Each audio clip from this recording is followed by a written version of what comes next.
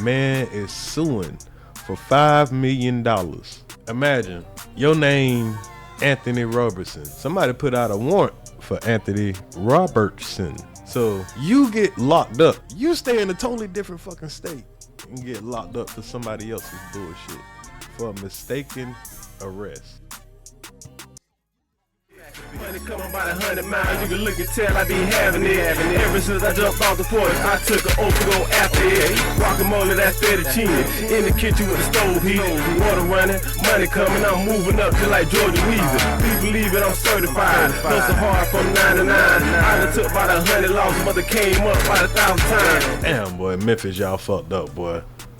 I'm talking about, we just seen the Tyrese Nichols situation. I mean, it's been some crazy stuff going on in Memphis, man. And they locking brothers up that ain't even got nothing to do with nothing. They bring you from a whole nother city. They got the man that they want already locked up. Imagine just being snatched up behind somebody else having a similar name as you. I've had that happen in school, and you know, mistaken identity likely to happen. Now for the man who says he was held in jail for months because of a mistake over one letter in his last name. Last fall, FOX13 Investigates told you about Anthony Robertson, who was mistaken for Anthony Roberson, a man sitting in 201 Poplar with several rape charges and a bond over $1 million. Let's go to FOX13. I can't take it too far. God, if you listen, help! I think I would want more than $5 million. The pain and suffering, cause this had to flip this man's world upside down. And how do you explain to your family that you've been arrested for, that type of charge, and you're trying to explain to your family, now when everybody would have seen that it was a letter difference, but at first he had to probably think that, just originally y'all got the wrong person. And there had to be a lot of loopholes to jump through and try to get this thing cleared up. Yeah, Daryl, and although it was filed months ago, as recently as this week, there have been new filings. Now, the biggest is attorneys for Anthony Robertson are asking the county to turn over documents that have to do with those court hearings, as well as his time spent in the Shelby County Jail. But in response, Shelby County is saying since technically that record was expunged, a judge would have to order them to turn over the documents. But we now have an amended lawsuit that gives... Oh, hell nah. Hell nah. So what they're trying to say is, okay, yeah, when we found out that we was wrong and everything, what we did is, we just, expunged it all. Yeah, hey, we threw it out. My bad. You ain't charged with nothing, go home. They treated it like, yeah, you was charged with something, then you got found not guilty.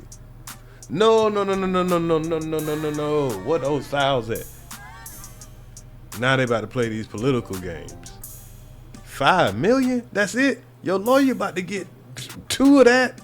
Gives a clearer timeline of exactly how Robertson ended up in custody. All I can remember saying was, no, sir, y'all got to have the wrong person.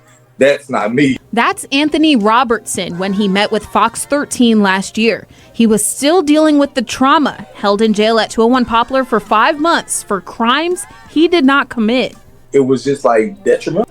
And see, everybody says this. So, when people in jail, they was, man, everybody say they ain't commit crime. Everybody say that. That was sad. Every day I got up, every day expected to lose my life in there on some charges that had absolutely nothing to do with me. Since then, a lawsuit was filed against Shelby County and his former public defender. Fox 13 Investigates obtained an amended version of that lawsuit that gives a clearer timeline of how Robertson was taken into custody. He's suing the public defender too? So he like, hey, y'all knew. Even my so-called appointed lawyer should have known and should have had this, this situation cleared within 1 day. 2 days at the most, a week at the max. No way this should have went on for months. Started in October 2023 when Anthony Roberson was identified as a suspect for multiple sexual assaults. A warrant was issued for him and he was taken into custody by October 29th, 2023. So the guy that they were looking for was actually locked up. Look, October 2023. Issued for him, and he was taken into custody by October 29th, 2023. He was on the run no more than a month. Despite remaining in custody, a separate warrant was then issued for Anthony Robertson, who was living in Ohio at the time, in February 2024. 4 months later, he was extradited from Ohio to Shelby County in March, and days later, by March 6th. How in the hell does that happen? It says, Robertson began to experience the effects of his diminishing health, as well as stigmas and or fears associated with being charged with aggravated rape and especially aggravated kidnapping, including extortion in exchange for providing for his safety while incarcerated. Robertson remained in custody until July 4th, when his attorney and a judge admitted he was the wrong defendant. The lawsuit says that's also... The attorney and the judge admitted that he was the wrong defendant. So what the problem is? Now, Robertson and his attorneys are asking for $5 million in return. That trial date set for next summer. Daryl? Big cap niggas ain't living like that. Do the most, get too close, you a ghost. Dope is a dope, you get more than a dose. Give all that I got till it ain't nothing left. I don't need no help, I could do it myself.